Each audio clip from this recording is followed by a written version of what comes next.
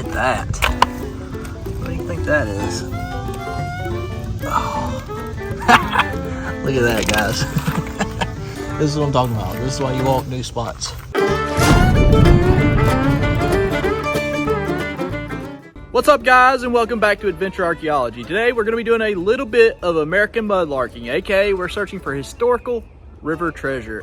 We're going to be looking for valuable antique bottles here in the state of Alabama where they can be worth thousands of dollars, so you never know what you're going to find. Without any further ado, let's go jump in this new spot that I found and see what we can find. All right, guys, I'm doing a little bit of prospecting today, and I was literally driving on this little alleyway you see, and I spotted some bottles from the edge. This isn't the first one that caught my attention, but we're going to look at it right there. Got a little medicine. This is the one that caught my eye right here. Let's see if it's an old one. Nope, this is going to be a patent office from Decatur, Alabama. Set these right up here. I mean, I'm literally parked right there. Set these down and I'll show y'all what else I saw right over here. See a mason jar, y'all see it? I don't even have my waders on. I'm just out here with some Crocs. Oh, look at that right there. Oh, dadgummit. Thought that was gonna be like a local medicine or something. Let's see if this ball jar's whole. Nope, it's broken. There's a lot of little stuff in this little ditch right here though.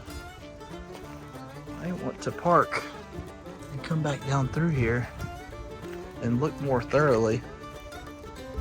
Let's see what that bottle is over there. This is not a very clean creek, guys. So that's modern, and without my waders on, I am not gonna cross this with just my Crocs on. I get asked pretty often if I find these bottles right here. To answer your question, yes, I do. These are not quite as old as a lot of what we find, but you can see right there it says Waterbury Battery Company. And then it says, right below that, the Waterbury Battery Company, Waterbury County, USA. These are pretty cool little bottles. They're fun to find. But before I get too distracted, look right over here. We've got a milk top. And I see right there another bottle sticking out. So let's see if we can pull it out and see what it is. But meanwhile, Waterbury Battery Bottle. Say that 3 times fast, guys. That's pretty hard. So you probably want to know what the Waterbury bottle looked like cleaned up. This is what it looks like right here. Overall, it's in really good shape. Didn't have to do too much work to it. This is probably from the 1930s. Hey, you. Yeah, I'm talking to you. Are you subscribed to the channel? If not, what are you waiting on? And if you're on Facebook, be sure that you're following us there as well. Let's get right back to the video. This right here is another good sign. Look at that big old square nail. Or spike, I don't know. It's a big old one, I know that. There's a piece of a brick. This is a modern 7-Up, but look how melted it is. Somebody dumped their trash in this creek right here for a very long time, it looks like. So there should be some bottles in here someplace of value. And that's definitely got my hopes up. I try not to get too excited until I find a whole one. But when you see as many pieces as I'm seeing right now, it really makes you think that you're gonna find something good. All that's left is the A of the embossing, but it's enough to be able to ID it. That would have been a milk of magnesia. However, I can't tell if that was a cork top or a screw top, and that could have been a deciding factor for the age of this spot. Starting to see a lot of porcelain pieces. That's a lot thinner glass right there. That's from a Corona, it looks like. There's a nice big piece to what appears to have been a churn or a jug, maybe a big bowl. And the glass just keeps going. I'm gonna follow it, guys. Maybe we'll get on something really good and get a new spot today at the same time. And just like that, the tides have changed. You can see right there, it says cola. That would have been a straight side Coca-Cola. So now we are pre-1915 and we're getting into the hutch era. I'm gonna set this piece down and let y'all look at this piece I just picked up. And I think that this was a hutch right here. You can see the circle slug pattern right there. And this right here is exactly what I was hoping to find today, but whole. Now's my chance, I think, to find something whole here in a second. There was a mini flask, top to a crown top, another flask piece, and I see 2 soda pieces right here. This is the one I'm most excited about right here, because it can be a whiskey glass, hopefully. Oh, dadgummit. That's a Birmingham, Alabama straight side Coke, guys.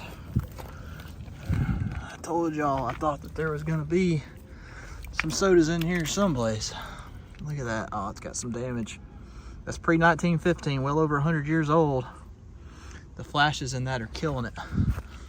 Can't do anything with it whiskey glass wise. Look at the glass on that. Holy cow. It is pinged everywhere. Let's see if we can get something off of it. I've just kind of gave up on my waders. It's too hot. So, what were you? Another Birmingham, Alabama. Oh man, I cannot believe how cracked up that is. Looks like I can get something off the bottom right there. It's a Jericola. That's hilarious. That is not the bottles I wanted from the town that I'm in. But there again, it just shows that this is a great spot to come back and visit every time it rains. We still got a little bit ways further to go. Let's see what else we can come up with. Got a double cola out of here. Been a nice ACL. I'm not gonna be able to get a town off of it. It's just wiping right off there, sadly. That is the bad part about ACLs. They do not hold up with time. I see a Coke piece up there, several other pieces right around in the ditch right here, and it seems like stuff's starting to get newer all of a sudden, so I'm gonna need to head the other direction. These rocks are not kind to all this pottery though. I know that. Look at that.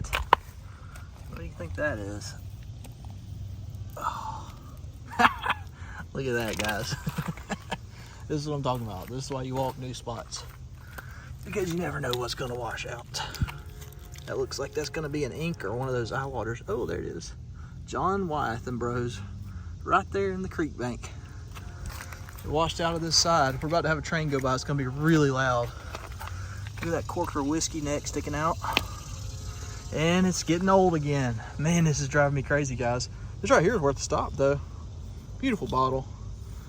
Laying right there where it collapsed out of the banks. Here is the John Wyeth all cleaned up.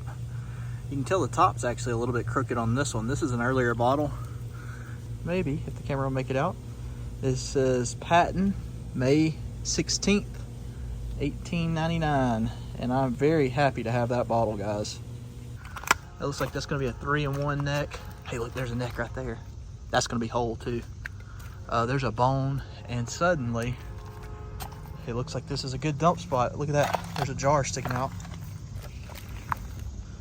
Like I said, we followed the trail of the glass, and we started finding stuff. All right, let's see what this one is. If this is gonna be another slick, or if this is actually gonna have something on it. Oh, the whole bank came down. It's just a slick. Still shows we're in the right area though. Got a jar in the wall, and I can't tell if this is gonna be a button. Looks like it's gonna say something. Oh no, that's a cap. Look at that. Y'all know that cologne bottle that we found not too long ago, the Hoyt's cologne? Look, it's Hoyt's German cologne cap. That is very cool, guys. That's a nice little find to be in this little ditch. This guy's seen better days. This is a different style than the typical insulators that we find though, with a more rounded nose. I call it the torpedo style, though I know that that is not exactly the technical term. I think I see a bottle right there. Yep, it's gonna be more modern. It's interesting that there's so much trash in this one little ditch though. Look at that right there. Oh, come on. Another one of those insulators with the top going. Looks like another nail of some type. And another corker bottle. I was so busy walking down through here, I walked right past a dollar bill almost. I have seen a couple credit cards back there though, so this probably is from somebody's wallet at some point in time within the last couple weeks being stolen and thrown in here, as I am in a rough area. That one's not as old, but it's Castoria. My wife's gonna absolutely be in love with this piece of glass right here for jewelry. Gotta put that in my pocket and take it out. I see another insulator right up here. Let's take a look at it together. It's a different style than the other ones we found. Sadly, it's broken too. Just cannot believe everything's broken in here. The chances are there's gonna be one whole one, but it's gonna take me a couple years to get it out of here. That's how it works with creeks like this one. So this will be the last whiskey neck I show y'all. However, what I'm gonna tell you is I've been using this right here as a means for me to be able to find more bottles. It seems like every time I find a whiskey neck, I look just a little bit above it and there's a bottle or two, like this one right here. Got another embossed out of here, guys. It's a little more lean. We'll take it. That one don't have no damage either. So I've got the cobalt so far in this one. And actually, when I just leaned forward, I think I saw another bottle. Oh, there's a couple. Look right there. They're hiding up in the tree. Like I said, I stopped to look at the whiskey. And then I start pulling other bottles out like this one. And let's see what this one is. Some kind of little sauce bottle. All right, looks like we've come to our next spot that's gonna have bottles. This is pretty fun, I'm not gonna lie. Walk a few feet, pull some bottles out of the bank. None of them are in the water though. There's a little French's mustard. And this one is going to be buried, of course, a long ways. This one's not gonna be as old. That's all right, we're still on the glass, guys. Hey, look at there. Here's a soda. Oh, it's a Chericola. The lip is sheared and it's from Birmingham, so it's pretty common, but that's a 1915 variant. And if this big of a piece of a bottle survived, that just tells me there's a good chance there could be a lot more in here.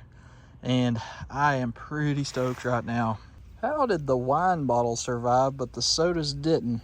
I'll never get it. Look at that, it's got a little terrarium effect going on, got some grass growing in there. That is pretty cool. It does have a little bit of a chip on the heel, however, man, I can't believe that sucker survived. It was underneath that rock right there, and I had to pull the rock up to get it out. I guess maybe that protected it from washing down the creek a little bit at a time. Guys, it has been so hot here in the state of Alabama. We're talking about 100 degrees plus, and the humidity has been insane that we haven't been able to get out and dig. We know we've got a prime spot to do some bottle digging. However, I could not do it this week. There was no way. So we decided to get into the water. I'm glad that we did, because now we got a new spot that's absolutely loaded with glass, and I know there's gonna be some great bottles washed out of there eventually.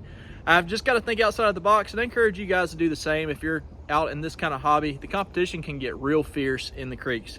A lot of people, the people that are just getting into the hobby, that's where they want to go, is they want to get into these creeks because it's much easier than digging a 10 or a 15 foot deep hole. So keep in mind, if you get out there and you get frustrated, just keep searching, guys. You're going to find a spot. There may only be a bottle or two there, but it's all about the adventure and having fun.